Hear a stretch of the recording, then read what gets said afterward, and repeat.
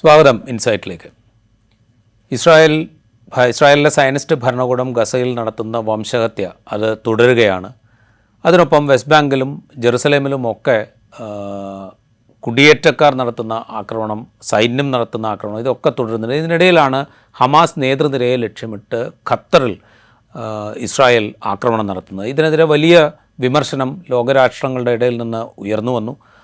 ഐക്യരാഷ്ട്രസഭയുടെ രക്ഷാസമിതി തന്നെ ഇതിനെ അപലപിച്ചുകൊണ്ടുള്ളൊരു പ്രമേയം പാസ്സാക്കി. ഇസ്രായേലിനെ നിരന്തരം പിന്തുണച്ചുകൊണ്ടിരിക്കുന്ന എല്ലാ ആക്രമണങ്ങൾക്കും പിന്തുണ കൊടുത്തുകൊണ്ടിരിക്കുന്ന അമേരിക്ക പോലും രക്ഷാസമിതിയിൽ ഈ അപലപിച്ചുകൊണ്ടുള്ള പ്രമേയത്തെ പിന്തുണച്ചു. ഇതിനോടൊപ്പം ഈ ആക്രമണത്തിന് യോജിച്ചുള്ള മറുപടി നൽകും എന്ന് ഖത്തർ പ്രഖ്യാപിച്ചു. അതിന് പിറകെ UAE ഭരണാധികാരി ഖത്തറിലെത്തി. മറ്റ് രാജ്യങ്ങളുടെ തലവന്മാർ ഖത്തറിലേക്ക് വരുന്നു എന്ന റിപ്പോർട്ടുകൾ വരുന്നു. അറബ് ഇസ്ലാമിക രാജ്യങ്ങളുടെ ഒരു ഉച്ചകോടി ഖത്തർ വിളിച്ചു ചേർക്കാൻ പോകുന്നു എന്നുള്ള റിപ്പോർട്ടുകളുണ്ട്. എന്തായിരിക്കും ഇതിന് അന്താരാഷ്ട്ര സമൂഹമോ അല്ലെങ്കിൽ ഖത്തറിൻ്റെ നേതൃത്വത്തിൽ ചേരുന്ന വിവിധ രാഷ്ട്രങ്ങളുടെ സമ്മേളനമോ നൽകാൻ പോകുന്ന മറുപടി എന്ന് ഉറ്റുനോക്കുന്നുണ്ട്. അത് സൈനികമായൊരു മറുപടി ആയിരിക്കില്ല എന്ന് എല്ലാവർക്കും അറിയാം. കാരണം അത്തരമൊരു മറുപടിക്ക് ഖത്തറിനെ സഹായിക്കാനിടയുള്ള ഇതര GCC അറബ് രാജ്യങ്ങളോ പ്രാപ്തമല്ല എന്ന് എല്ലാവർക്കും അറിയാം. ഇതേക്കുറിച്ചാണ് നമ്മൾ സംസാരിക്കുന്നത്. നമുക്കൊപ്പം ഉള്ളത് പ്രൊഫസർ ജോസഫ് ആൻ്റണിയാണ്. കേരള സർവകലാശാലയിലെ പൊളിറ്റിക്കൽ സയൻസ് വിഭാഗം മുൻ മേധാവിയും അന്താരാഷ്ട്ര വിഷയങ്ങളിലെ വിദഗ്ധനുമാണ് അദ്ദേഹം. സ്വാഗതം സാർ ഇൻസൈറ്റിലേക്ക്. എങ്ങനെ കാണണം ഇപ്പോൾ ഖത്തർ പ്രധാനമന്ത്രി പറഞ്ഞിരിക്കുന്ന ഞങ്ങൾ യോജിച്ച മറുപടി നൽകും എന്നുള്ള പ്രസ്താവനയെ, അതോടൊപ്പം അവിടെ നടക്കും എന്ന് പറയുന്ന ഈ ഉച്ചകോടിയെ എന്ത് മറുപടിയായിരിക്കും ഈ രാഷ്ട്രങ്ങൾ ആലോചിക്കുക? ഈ പശ്ചിമേഷ്യൻ രാഷ്ട്രീയം വീക്ഷിക്കുന്ന ആളുകൾക്ക് മനസ്സിലാകുന്ന ഒരു കാര്യം, പശ്ചിമേഷ്യയിലെ ഈ എല്ലാ അറബ് രാജ്യങ്ങളും അമേരിക്കയുടെ ഏറ്റവും അടുത്ത സുഹൃത്തുക്കളാണ് എന്ന് മാത്രമല്ല, ശ്രീ രാജീവ് സൂചിപ്പിച്ചതുപോലെ അവരാരും സൈനിക രാഷ്ട്രങ്ങളുമല്ല. നിരവധി ആയുധങ്ങൾ സൗദി അറേബ്യ ഉൾപ്പെടെയുള്ള രാജ്യങ്ങൾ അമേരിക്കയുടെ കയ്യിൽ നിന്ന് വാങ്ങുന്നുണ്ട് എന്നുള്ളത് വസ്തുതയാണ്. എന്നാൽ അവയൊന്നും മറ്റു രാജ്യങ്ങളെ, അതായത് ഈ ഇറാൻ ഒഴികെയുള്ള ബാക്കിയുള്ള രാജ്യങ്ങളൊന്നും വേറെ ഏതെങ്കിലും രാജ്യത്തെ ആക്രമിക്കാൻ പ്രാപ്തമല്ല. അതിൻ്റെ ഏറ്റവും നല്ല ഉദാഹരണം ഈ സൗദി അറേബ്യ യമനെതിരെ ആക്രമണം നടത്തിയിരുന്നു. യമനെതിരെ ആക്രമണം നടത്തിയെങ്കിലും ആ ആക്രമണം കൊണ്ട് ഫലമൊന്നുമില്ല എന്ന് വളരെ താമസിക്കാതെ തന്നെ ഈ സൗദി അറേബ്യ മനസ്സിലാക്കി. അപ്പോൾ അതുകൊണ്ട് അതിൽ നിന്ന് മനസ്സിലാക്കാൻ കഴിയുന്നു, അത് യമൻ പോലെയുള്ള, അതായത് യമനിലെ ഹൂതികൾ എന്ന് പറയുന്ന വിമത വിഭാഗത്തിന് നേരെയാണ് ആക്രമണം നടത്തിയത്. ആ ആക്രമണം പോലും അവർക്ക് ഫലപ്രദമായി സൗദി അറേബ്യക്ക് നടത്താൻ കഴിഞ്ഞില്ല. അങ്ങനെയുള്ള സന്ദർഭത്തിൽ ഏറ്റവും അധികം ആയുധം വാങ്ങി വെച്ചിട്ടുള്ള സൗദി അറേബ്യ ഉൾപ്പെടെയുള്ള രാജ്യങ്ങൾ ഇസ്രായേൽ പോലെയുള്ള രാജ്യത്തിനെതിരെ ആക്രമണം നടത്തുമെന്ന് ആരും ഊഹിക്കുന്നില്ല. അപ്പോൾ അതാണ് ഒരു വസ്തുത. അപ്പോൾ ഞാൻ പറഞ്ഞു വരുന്ന കാര്യം ഇതാണ്, ഈ യോജിച്ച മറുപടി നൽകും എന്നുള്ളത് ഏത് തരത്തിലാണ് നൽകാൻ പോകുന്നതെന്ന് വാസ്തവത്തിൽ നമുക്കൊരു ഊഹിച്ചെടുക്കാൻ പോലും കഴിയാത്ത സാഹചര്യത്തിലാണ് നിൽക്കുന്നത്. കാരണം ഇവിടെ നാം സൂചിപ്പിച്ചതുപോലെ ഒരു വംശഹത്യ കഴിഞ്ഞ 2 വർഷമായി ഗാസയിൽ നടന്നുകൊണ്ടിരിക്കുന്നു. അമേരിക്ക ഉൾപ്പെടെ ഈ ലോകത്തിൻ്റെ ജനാധിപത്യത്തെയും മനുഷ്യാവകാശത്തെയും കുറിച്ച് പറയുന്ന അമേരിക്ക, പാശ്ചാത്യ രാജ്യങ്ങൾ, നമുക്ക് എല്ലാവർക്കും അറിയാമല്ലേ, എന്ത് കാര്യം പറഞ്ഞാലും അവർ ആദ്യം പറയുന്ന ഒരു രാജ്യത്തിനെതിരെ ഒരു ആക്രമണം നടത്തണമെങ്കിൽ പറയുന്നത് അവിടെ ജനാധിപത്യമില്ല, അവിടെ മനുഷ്യാവകാശം ധ്വംസിക്കപ്പെടുന്നു എന്നാണ്. അവരുടെ മൂക്കിന് താഴെ, അതായത് പശ്ചിമേഷ്യയിൽ 19 രാജ്യങ്ങളിൽ സൈനിക താവളങ്ങളുണ്ട് അമേരിക്കയുടെ.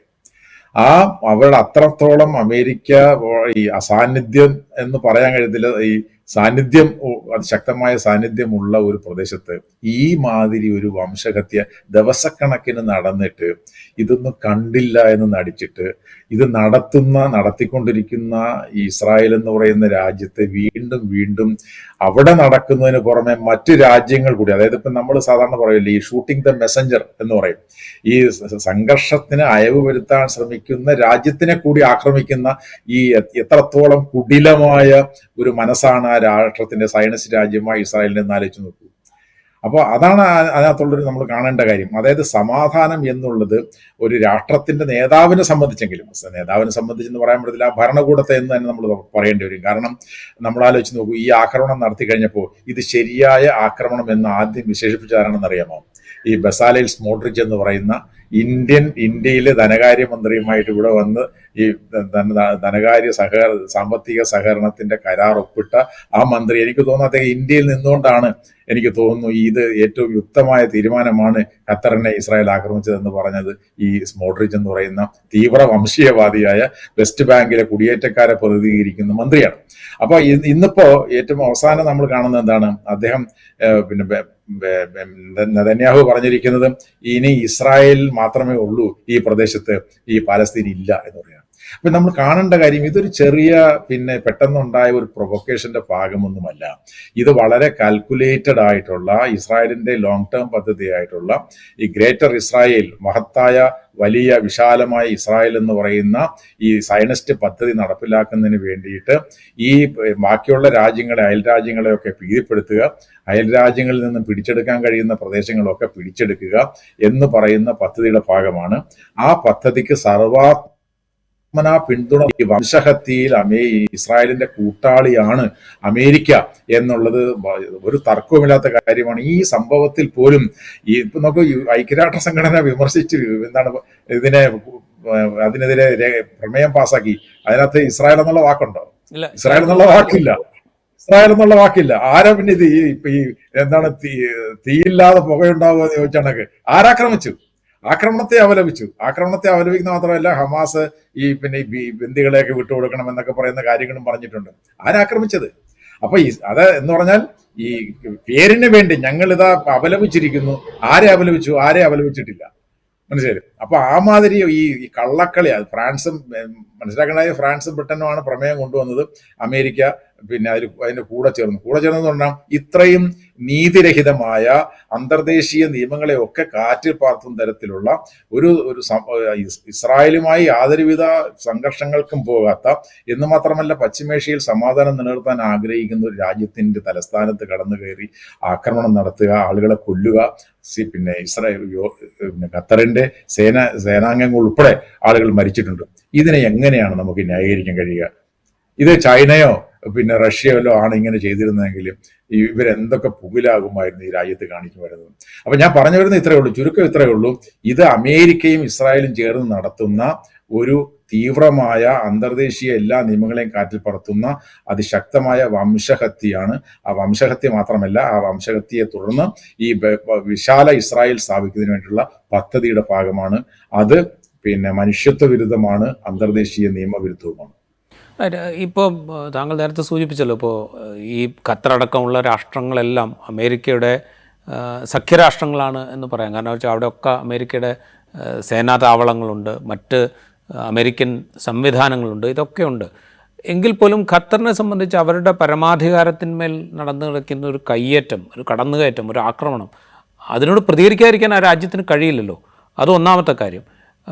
ഫലസ്തീൻ അല്ലെങ്കിൽ ഗസയിൽ ഈ വംശഹത്യ നടക്കുമ്പോൾ ഈ പറയുന്ന രാഷ്ട്രങ്ങൾക്കൊക്കെ അതിൽ പ്രയാസമുണ്ട്, അല്ലെങ്കിൽ ബുദ്ധിമുട്ടുകളുണ്ട്, അതിൽ വേദനയുണ്ട്. പക്ഷേ അവർക്കൊന്നും റിയാക്ട് ചെയ്യാൻ നിവൃത്തിയില്ല എന്നുള്ളൊരു സാഹചര്യമുണ്ട്. അങ്ങനെ ഇരിക്കുകയാണ് ഖത്തറിൽ കൂടെ ആക്രമണം നടക്കുന്നത്. അപ്പോൾ ഇനി അങ്ങോട്ടൊന്നും പ്രതികരിക്കാതിരിക്കാൻ കഴിയില്ല എന്നുള്ളൊരു അവസ്ഥ ഈ രാഷ്ട്രങ്ങൾക്കൊക്കെ ഇല്ല. അതുകൊണ്ടാണ് ഞാൻ ചോദിക്കുന്നത്, ഏതെങ്കിലും വിധത്തിൽ സൈനികമായല്ലെങ്കിൽ കൂടി നയതന്ത്ര തലത്തിലോ അല്ലെങ്കിൽ സാമ്പത്തിക തലത്തിലോ അങ്ങനെയുള്ള ഏതെങ്കിലും തരത്തിലുള്ള റിയാക്ഷൻ ഈ രാജ്യങ്ങളുടെ ഭാഗത്തുനിന്ന് ഉണ്ടാവില്ലേ? പ്രതികരിക്കാൻ അവർ നിർബന്ധിതരാണ്. കാരണം അവിടുത്തെ രാജ്യത്തിലെ ജനങ്ങൾ ഇത് കണ്ടുകൊണ്ടിരിക്കുകയാണ്. ജനങ്ങൾക്ക് ഇതിനകത്ത് രോഷമുണ്ടാകും. എന്നാൽ ഞാൻ നേരത്തെ സൂചിപ്പിച്ച പോലെ ഇതെല്ലാം നമ്മൾ ഈ അമേരിക്കയുടെ വാസൽ സ്റ്റേറ്റ്സാണ്. വാസ്തവം പറഞ്ഞാൽ അമേരിക്ക എന്ന് പറയുന്ന രാജ്യത്തിന്റെ രാഷ്ട്രീയവും സൈനികവുമായിട്ടുള്ള സുരക്ഷയുടെ കീഴിൽ നിൽക്കുന്ന രാജ്യങ്ങളാണ് ഇവയെല്ലാം. പരമാവധി അമേരിക്കയെ തൃപ്തിപ്പെടുത്താനും സന്തോഷിപ്പിക്കാനുമാണ് സൗദി അറേബ്യ ഉൾപ്പെടെയുള്ള രാജ്യങ്ങൾ ശ്രമിക്കുന്നത്. നമുക്കറിയാമല്ലോ, സൗദി അറേബ്യയുടെ കീഴിലാണ് ഈ GCC എന്ന് പറയുന്ന രാജ്യങ്ങൾ. ഖത്തർ ഉൾപ്പെടെ ഈ GCCയുടെ കീഴിലുള്ള രാജ്യങ്ങളാണ്. എന്നാൽ GCCയിൽ നിന്ന് ഒരു ഒറ്റപ്പെട്ട ശബ്ദമാണ് വാസ്തവത്തിൽ ഖത്തറിൻ്റെത്. കുറച്ചുകൂടെ സ്വതന്ത്രമായ ഇൻഡിപെൻഡന്റ് ആയിട്ടുള്ള ശബ്ദവും അഭിപ്രായങ്ങളുമുള്ള രാജ്യമാണ് ഖത്തർ. എങ്കിൽ പോലും നമ്മൾ എങ്ങനെ ചിന്തിക്കാം? ഇപ്പൊ എന്താണ് ഖത്തറിന്റെ പിന്നെ ഭരണാധികാരി ഇറാന്റെ ഭരണാധികാരിയുമായി സംസാരിച്ചു എന്നൊക്കെ വാർത്തകൾ വരുന്നുണ്ട്. പക്ഷെ അതൊക്കെ ഞാൻ കാണുന്നത് ഒരു സംഘർഷത്തിലേക്ക്, ആയുധം കൊണ്ടുള്ള ഒരു ഏറ്റുമുട്ടലിലേക്ക് നീങ്ങാൻ പ്രേരിപ്പിക്കും എന്ന് എനിക്ക് തോന്നുന്നില്ല. കാരണം ഇതിനൊക്കെ ആരാണ് അനുമതി കൊടുക്കേണ്ടത്? ഇതിനൊക്കെ അനുമതി കൊടുക്കേണ്ടത് അമേരിക്കയാണ്. അമേരിക്ക ഇപ്പുറത്ത് നിൽക്കുമ്പോൾ സ്വാഭാവികമായിട്ടും നമുക്ക് എല്ലാവർക്കും അറിയാമല്ലോ, ഈ വാസ്തവത്തിൽ ഈ സൗദി അറേബ്യ ഉൾപ്പെടെയുള്ള രാജ്യങ്ങൾക്ക് ഈ പലസ്തീൻ എന്ന് പറയുന്ന വിഷയത്തിൽ അത്രത്തോളം ആത്മാർത്ഥത ഉണ്ടോ? ഇല്ലെന്നാണ് ഞാൻ മനസ്സിലാക്കുന്നത്. ആ ആത്മാർത്ഥത ഇല്ലാതിരുന്നത് കൊണ്ടും എന്ന് മാത്രമല്ല, പലസ്തീൻ എന്ന് പറയുന്ന വിഷയത്തെ ബലികഴിച്ചുകൊണ്ട് 2023 ഡിസംബറോട് കൂടിയിട്ട് ഇസ്രായേലുമായി കരാർ ഉണ്ടാക്കാൻ ഈ സൗദി അറേബ്യ ശ്രമിക്കുന്നു എന്ന വാർത്തയുടെയും കൂടെ പശ്ചാത്തലത്തിലാണല്ലോ 2023 ഒക്ടോബർ മാസം ഹമാസിന്റെ തീവ്രവാദി ആക്രമണം പിന്നെ ഇസ്രായേലിൽ നടക്കുന്നത്. അപ്പൊ ഞാൻ പറഞ്ഞു വരുന്നത്, അതിനു മുമ്പ് തന്നെ പല അറബ് രാജ്യങ്ങളും ഇസ്രായേലുമായിട്ട് തർക്കം പരിഹരിച്ച് രമ്യതപ്പെട്ടു. ജോർദാൻ, നമ്മൾ ഉദ്ദേശിക്കുന്നുണ്ടോ, ജോർദാൻ ഏതെങ്കിലും തരത്തിൽ ഇസ്രായേലുമായിട്ട് ഏറ്റുമുട്ടാൻ തയ്യാറാകത്തില്ല. ഈജിപ്ത് തയ്യാറാവുന്നില്ല. അതുപോലെ തന്നെ സൗദി അറേബ്യയുടെ ബാക്കിയുള്ള രാജ്യങ്ങൾ, കൊച്ചു ബഹ്റിൻ തയ്യാറാകുമ്പോൾ കൊച്ചു രാജ്യമായ ബഹ്റിൻ തയ്യാറാകത്തില്ല. ഇങ്ങനെ തയ്യാറാകാതിരിക്കുമ്പോൾ ഇവർക്ക് ചെയ്യാൻ കഴിയുന്നത് ഏതെങ്കിലും തരത്തിലുള്ള പ്രഖ്യാപനങ്ങളോ സമ്മർദ്ദങ്ങളോ, നയതന്ത്ര തലത്തിൽ സമ്മർദ്ദങ്ങളോ ഏർപ്പെടുത്താമെന്നുള്ളതല്ലാതെ, ഒരുപക്ഷെ അല്ലെങ്കിൽ തൽക്കാലത്തേക്ക് ഈ യുദ്ധമൊന്ന് നിർത്തിക്കാമെന്നുള്ളതല്ലാതെ അതിന്റെ അപ്പുറത്തേക്ക് എന്തെങ്കിലും പിന്നെ ചെയ്യാൻ കഴിയുമെന്ന് എനിക്ക് തോന്നുന്നില്ല. കാരണം ഇവർക്ക് ഉദാഹരണത്തിന് അവർക്ക് ചെയ്യാൻ കഴിയുന്നത് എന്താണ്? ഈ യുദ്ധമല്ലാതെ പിന്നെ എണ്ണയുടെ കാര്യത്തിലുള്ള എണ്ണ കയറ്റുമതി ചെയ്തിരിക്കുമല്ലോ. നമുക്കറിയാം 1973 എണ്ണ ഉപരോധം പോലെയുള്ള കാര്യങ്ങൾ ചെയ്തു. അതല്ലാതെ ഇപ്പോൾ അവർക്ക് അവരുടെ സമ്പദ് വ്യവസ്ഥ മുഴുക്ക ഈ എണ്ണയെ ആശ്രയിച്ചാണ് നിൽക്കുന്നത്. എണ്ണയെ ആശ്രയിച്ച് നിൽക്കുന്ന സമ്പദ് വ്യവസ്ഥ എണ്ണ കയറ്റുമതി ചെയ്യുന്നില്ല എന്ന് പറഞ്ഞാൽ അതുകൊണ്ട് എന്താ കുഴപ്പം? കാരണം എന്താ, അമേരിക്കയ്ക്ക് വല്ല പ്രശ്നമുണ്ടോ? അമേരിക്ക എണ്ണയുടെ കാര്യത്തിൽ സ്വയം പര്യാപ്തമാണ്. പിന്നെ ബാക്കിയുള്ള രാജ്യങ്ങൾ എന്ന് പറയുന്നത് ചൈന, ഇന്ത്യ ഉൾപ്പെടെയുള്ള രാജ്യങ്ങളാണ്. ചൈന, ഇന്ത്യ ഉൾപ്പെടെയുള്ള രാജ്യങ്ങൾ, പിന്നെ ചൈന പ്രത്യേകിച്ച് പിന്നെ ഇസ്രായേലിന്റെ ഈ നിലപാടിനെ അതിശക്തമായി വിമർശിക്കുന്ന രാജ്യമാണ്. ഇന്ത്യ അങ്ങനെയൊന്നും വിമർശിക്കുന്നില്ല. കാരണം ഇന്ത്യയുടെ നിലപാട് നമുക്കറിയാം. ശ്രീമാൻ നരേന്ദ്രമോദി അധികാരത്തിൽ വന്നതിന് ശേഷം ഇസ്രായേലിന്റെ അനുകൂല നിലപാട് തന്നെ എന്ന് പറയുന്നതിന് നമുക്ക് യാതൊരു ബുദ്ധിമുട്ടും ഉണ്ടാകേണ്ട കാര്യമില്ല. അത് അങ്ങനെ തന്നെയുള്ള നിലപാട് തന്നെയാണ്. പക്ഷേ നയതന്ത്രപരമായിട്ടും ഞങ്ങൾ പാലസ്തീന്റെ കൂടെ ഉണ്ട് എന്ന് പറയുന്നു എന്നുള്ളല്ലാതെ ആശയപരമായും അടിസ്ഥാനപരമായും ഇന്ത്യയുടെ വിദേശ നയം കൃത്യമായി ഇസ്രായേലിന്റെ വിദേശ നയത്തോട് ചേർന്ന് നിൽക്കുന്നതാണെന്നുള്ള കാര്യത്തിൽ യാതൊരു സംശയമില്ല. അതുകൊണ്ട് ഈ ഇസ്ലാമിക രാജ്യങ്ങളുടെ ഭാഗത്തു നിന്നും അവർ ചർച്ച ചെയ്ത് തീരുമാനിക്കേണ്ട. ഇനിയിപ്പോ തീരുമാനിച്ച് കഴിയുമ്പോൾ മാത്രമാണ് എന്താ ചെയ്യാൻ കഴിയുക എന്ന് അറിയാൻ കഴിയുക. ചെയ്യാൻ കഴിയുന്നത് ഈ പറയുന്ന തരത്തിൽ സമ്മർദ്ദതന്ത്രം ഉപയോഗിച്ച്, അമേരിക്കയുടെ മുകളിൽ സമ്മർദ്ദതന്ത്രം ഉപയോഗിച്ചുകൊണ്ട് ഏതെങ്കിലും തരത്തിൽ ഈ പ്രശ്നങ്ങൾക്ക് എന്തെങ്കിലും പരിഹാരം ഉണ്ടാക്കാൻ ശ്രമിക്കാം എന്നുള്ളതല്ലാതെ മറ്റെന്തെങ്കിലും മാർഗം അവരുടെ മുമ്പിൽ ഉണ്ടെന്ന് എനിക്ക് തോന്നുന്നില്ല. അത് പറയുമ്പോഴേ ഞാൻ ചോദിക്കുന്നത്, നയതന്ത്ര തലത്തിൽ ഇപ്പോൾ ഇസ്രായേലിനെ ഈ രാജ്യങ്ങളൊക്കെ അംഗീകരിക്കാനോ അല്ലെങ്കിൽ നയതന്ത്ര ബന്ധം സ്ഥാപിക്കാനോ ഒക്കെ തുടങ്ങിയിട്ട് അധികകാലം ആയില്ലല്ലോ. അതിൽ നിന്ന് ഒരുപക്ഷെ പിൻവാങ്ങാം. അല്ലെങ്കിൽ അമേരിക്ക മുന്നോട്ട് വച്ചിരിക്കുന്ന ഇസ്രായേൽ കൂടി ഉൾക്കൊള്ളുന്ന സാമ്പത്തിക ഇടനാഴി പദ്ധതികളൊക്കെ ഉണ്ട്. ഇതിലൊക്കെ ഭാഗമാണ് ഈ പല രാജ്യങ്ങളും. ഇതിൽ നിന്നൊക്കെ ചിലപ്പോൾ ഒന്ന് പിന്നാക്കം നിൽക്കാം. അതുണ്ടാക്കുന്ന ഇമ്പാക്റ്റ് ഉണ്ടല്ലോ. അപ്പോൾ അത്തരം സാധ്യതകൾ ഒരുപക്ഷെ ആലോചിച്ചുകൂടായില്ലല്ലോ. ാവുന്ന രണ്ട് പ്രധാനപ്പെട്ട ഇടനാഴികൾ എന്ന് പറഞ്ഞാൽ ഇന്ത്യ മിഡിൽ ഈസ്റ്റ് ഇക്കണോമിക് കോറിഡോറാണ്. അതെങ്ങും എത്തിയിട്ടില്ല. അത് തുടങ്ങിയ ശേഷമാണ് ഇസ്രായേൽ ഈ ഹമാസ് യുദ്ധം ആരംഭിച്ചത്. അത് അതോടുകൂടി സംഭവിച്ചു. അതുപോലെ തന്നെ ബൈഡന്റെ കാലത്ത് ഉണ്ടാക്കപ്പെട്ടതാണ് I2U2 എന്ന് പറയുന്ന ഇസ്രായേൽ, ഇന്ത്യ, US, UAE എന്ന് പറയുന്ന ഒരു എഗ്രിമെന്റ്. അതും ഈ ചൈനയ്ക്കെതിരായിട്ടുള്ള അല്ലെങ്കിൽ ക്വാഡിന്റെ, പശ്ചിമേഷ്യൻ ക്വാഡ് എന്നാണ് അത് അറിയപ്പെടുന്നത്. അങ്ങനെയുള്ളൊരു സംഭവമാണ്. അതിനകത്തു നിന്നൊക്കെ പിന്നെ വേണമെങ്കിൽ പിന്മാറാം. അതിനകത്തു നിന്നൊക്കെ ഈ പ്രതിഷേധം എന്നുള്ള നിലയ്ക്ക് പിന്മാറാം എന്നുള്ളതല്ലാതെ അതൊന്നും ഈ ഫലത്തിൽ വാസ്തവത്തിൽ വലിയ ഗുണമൊന്നും ചെയ്യുന്നില്ല ഈ കാര്യങ്ങളിൽ. അപ്പൊ ഇതാണ് എന്റെ പ്രശ്നം. ഏതെങ്കിലും തരത്തിൽ അമേരിക്കയും അല്ലെങ്കിൽ ഉള്ള രാജ്യങ്ങളുമായിട്ട് സഹകരിക്കാൻ ഞങ്ങൾ തയ്യാറല്ല, ഞങ്ങൾ അല്ലെങ്കിൽ ഏതെങ്കിലും തരത്തിൽ പ്രതിഷേധം രേഖപ്പെടുത്താൻ പോകുന്നു എന്നുള്ള പറയാമെന്നുള്ളതല്ലാതെ കാരണം മറ്റൊന്നുമല്ല. ഇത് ഞാൻ നേരത്തെ സൂചിപ്പിച്ചതുപോലെ സൈനിക കാര്യങ്ങളിലും സുരക്ഷയുടെ കാര്യങ്ങളിലും എന്തുകൊണ്ടാണ് ഈ 19 പിന്നെ സൈനിക ക്യാമ്പുകൾ, പിന്നെ സൈനിക താവളങ്ങൾ പശ്ചിമേഷ്യ രാജ്യങ്ങളിൽ സ്ഥാപിക്കുന്നത്? ഒന്ന് അമേരിക്കയുടെ താല്പര്യങ്ങൾ സംരക്ഷിക്കാനും മറ്റൊന്ന് ഈ പറഞ്ഞ പശ്ചിമേഷ്യൻ രാജ്യങ്ങളുടെ താല്പര്യങ്ങൾ സംരക്ഷിക്കാനുമാണ്. അവര് അനുമതി കൊടുത്തുകൊണ്ടാണല്ലോ അവിടെ ഇതെല്ലാം വന്നിരിക്കുന്നത്. ഞാൻ മനസ്സിലാക്കേണ്ട കാര്യം, ഈ പശ്ചിമേഷ്യൻ രാജ്യങ്ങളിൽ ഏറ്റവും കൂടുതൽ ശക്തമായ സൈനിക താവളം പ്രവർത്തിക്കുന്ന ഖത്തറിലാണ്. ആ ഖത്തറിൽ അമേരിക്കയുടെ സൈനിക താവളം പ്രവർത്തിക്കുന്ന ഖത്തറിലാണ് ഈ അമേരിക്കയുടെ അടുത്ത കൂട്ടാളിയായിട്ടുള്ള ഇസ്രായേൽ അമേരിക്കയുടെ പെർമിഷനോട് കൂടിയിട്ട് അവിടെ ആക്രമണം നടത്തിക്കുന്നത്. ഇതിലെല്ലാമുള്ള കള്ളക്കളികളൊന്ന് ആലോചിച്ച് നോക്കും, ഇരട്ടത്താപ്പം ഒന്ന് ആലോചിച്ച് നോക്കുക. അപ്പം ഞാൻ പറഞ്ഞു വരുന്നത്, ഇതെന്ന് പറയുന്നത് അമേരിക്കയുടെ ഒത്താശയോടുകൂടി ഇസ്രായേൽ നടത്തുന്ന ആക്രമണമാണ്. അതിനെതിരായി അതിശക്തമായി പ്രതിഷേധിക്കാം എന്നുള്ളതല്ലാതെ അതല്ലാതെ അതിൻ്റെ അപ്പുറത്തേക്ക് പോകാൻ പശ്ചിമേഷ്യൻ രാജ്യങ്ങൾക്ക് നിലവിൽ കരുത്തില്ല. അപ്പോൾ അവരെല്ലാവരും പറയാണ് ഞങ്ങൾ റെക്കോർഡൊക്കെ ഉണ്ടാക്കിയിട്ടുണ്ടല്ലോ. അപ്പോൾ അതിൽ നിന്നൊക്കെ പിൻവാങ്ങുകയാണ്. അതുണ്ടാക്കുമ്പോൾ അമേരിക്കയ്ക്ക് അമേരിക്കയുടേതായ വിശാലമായ താല്പര്യങ്ങളും ഉണ്ടായിരുന്നല്ലോ.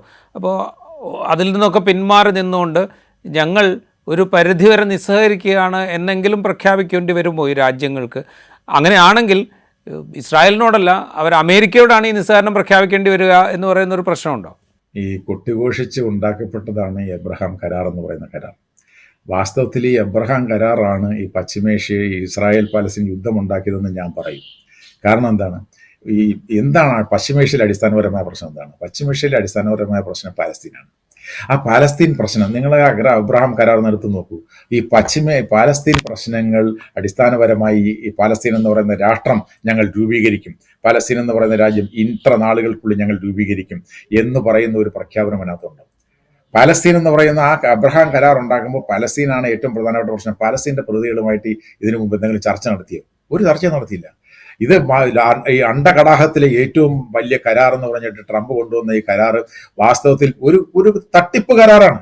അതിനകത്ത് അതായത് അതായത് ഞാൻ ഇന്ത്യ പാകിസ്ഥാൻ യുദ്ധം അവസാനിപ്പിച്ചു, ഞാൻ അത് ചെയ്യും ഇത് ചെയ്യും എന്ന് ഈ ട്രംപ് ഓടി നടന്ന് പറയുന്നത് പോലെയുള്ള ഒരു കരാർ മാത്രമാണ്. നമ്മൾ മനസ്സിലാക്കേണ്ട ഒരു കരാർ ഉണ്ടെങ്കിൽ ആ കരാറിനൊരു ലക്ഷ്യം ഉണ്ടാവണം. എന്താ ലക്ഷ്യം? പശ്ചിമേഷ്യയിലെ ഏറ്റവും പ്രധാനപ്പെട്ട പ്രശ്നം പലസ്തീൻ എന്ന് പറയുന്നത് രാഷ്ട്രത്തിന്റെ രൂപീകരണമാണ്. ആ രൂപീകരണത്തിന് ഞാനിവിടെ പറഞ്ഞ ഏതാണ്ട് 140-ലേറെ ഐക്യരാഷ്ട്ര സംഘടന അംഗീകരിച്ചിട്ടുണ്ട്, 140-ലേറെ രാജ്യങ്ങൾ അംഗീകരിച്ചിട്ടുണ്ട്. 140 രാജ്യങ്ങൾക്ക് പുറമെ ഇപ്പോൾ ഐക്യരാഷ്ട്ര സംഘടന സമ്മേളനം നടക്കുകയാണ്. അവിടെ വെച്ച് ഇവർ പറഞ്ഞിട്ടുണ്ട്, ബ്രിട്ടൻ, ഓസ്ട്രേലിയ, കാനഡ മുതലായ രാജ്യങ്ങളെല്ലാം വീണ്ടും ഈ രാജ്യത്തെ അംഗീകരിക്കുന്നു. എന്ന് പറഞ്ഞാൽ ഈ ലോക ജനസംഖ്യയുടെ നമ്മളെ മനുഷ്യന്മാരുടെ എണ്ണം എടുത്തു കഴിഞ്ഞാൽ ലോക ജനസംഖ്യയുടെ ഏകദേശം 90% ജനങ്ങളും ഈ പാലസ്തീൻ എന്ന് പറയുന്ന രാജ്യത്തെ അംഗീകരിച്ചിട്ടുണ്ട്. ആ പാലസ്തീൻ എന്ന് പറയുന്ന രാജ്യത്തെ അംഗീകരിച്ചിട്ടുണ്ടെങ്കിലും ആ അംഗീകാരത്തെ ഞങ്ങൾ അംഗീകരിക്കുന്നില്ല. ഇനി ഇസ്രായേൽ എന്ന് പറയുന്ന പ്രദേശത്ത് അതായത് യോർദാൻ നദിയുടെ പടിഞ്ഞാറും മെഡിറ്ററേനിയൻ കടലിന്റെ കിഴക്കും ഇസ്രായേൽ മാത്രമേ ഉള്ളൂ, പാലസ്തീൻ എന്ന് പറയുന്ന ഒരു പ്രദേശമില്ല എന്ന് പറയാനുള്ള ധാർഷ്ട്യം ഒരു ഭരണാധികാരിക്ക് ഉണ്ടായെങ്കിൽ അതിന്റെ അർത്ഥം എന്താ? അത് അമേരിക്കയുടെ കൂടി ഒത്താശയോട് കൂടിയിട്ട് നടക്കുന്നതാണ്.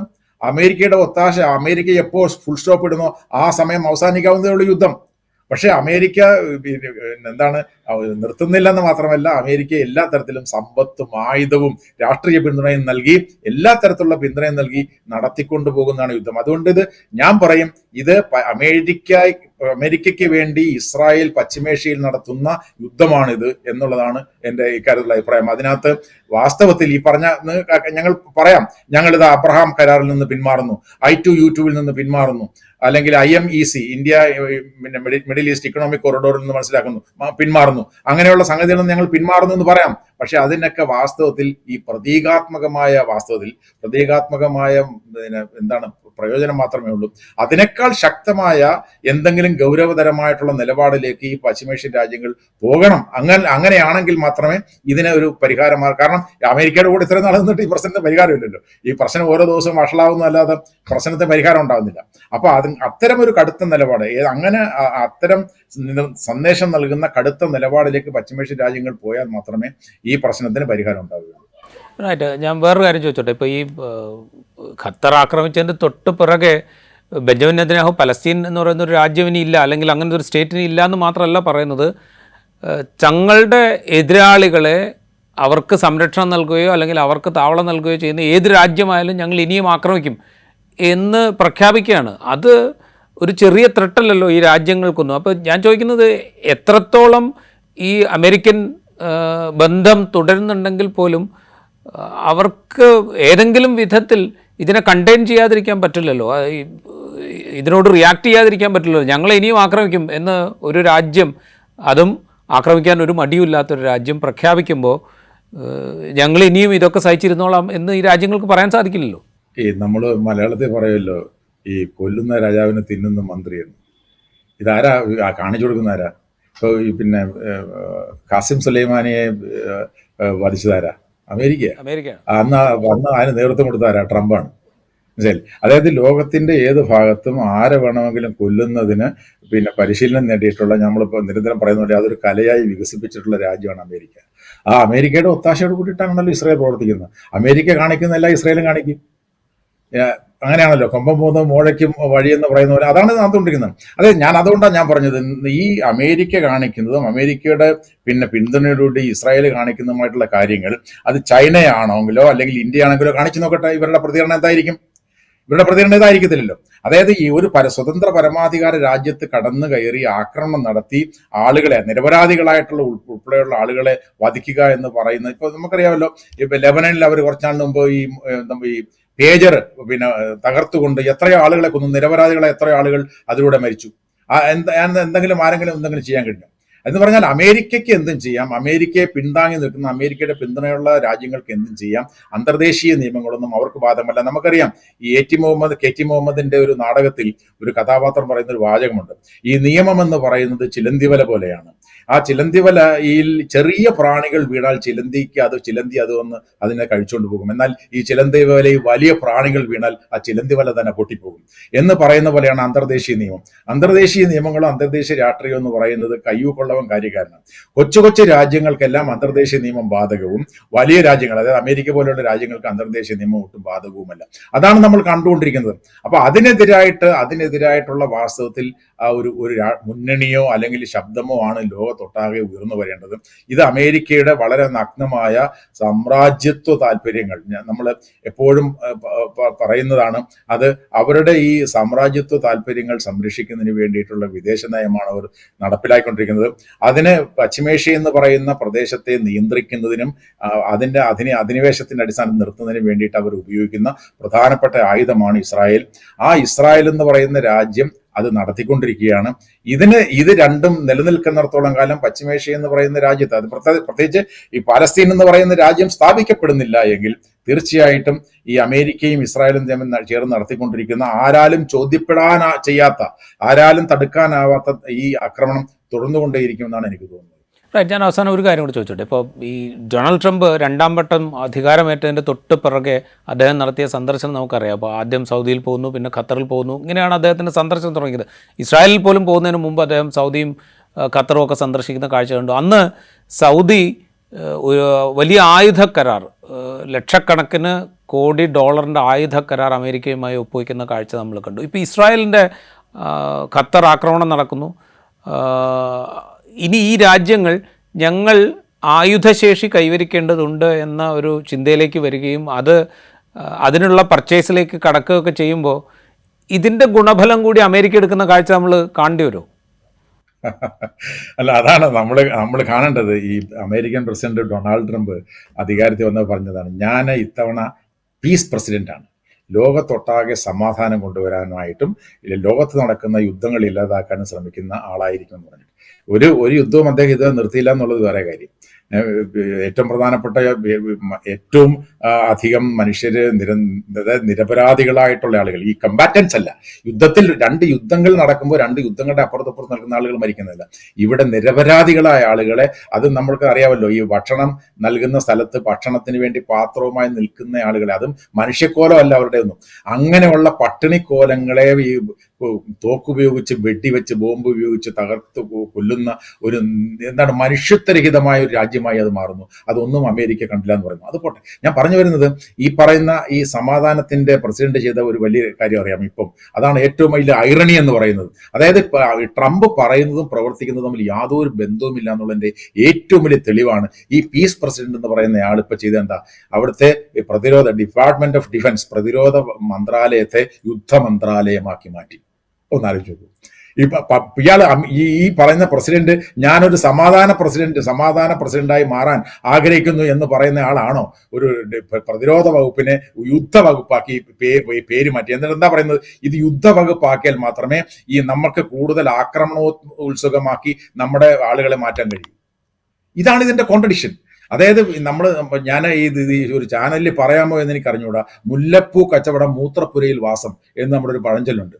എന്നതുപോലെയാണ് പറയുന്നതൊക്കെ ജനാധിപത്യവും മനുഷ്യാവകാശവും സമാധാനവുമാണ്, എന്നാൽ വിതയ്ക്കുന്നത് മുഴുവൻ യുദ്ധവും അശാന്തിയുമാണ്. അതാണ് ഇവിടെ നടന്നുകൊണ്ടിരിക്കുന്നത്. ഈ രാജ്യങ്ങൾക്ക് തീർച്ചയായിട്ടും രാജു വളരെ കൃത്യമായ കാര്യം പറഞ്ഞു. ആയുധം വാങ്ങുന്ന എവിടെ നിന്ന് വാങ്ങാൻ കഴിയുക?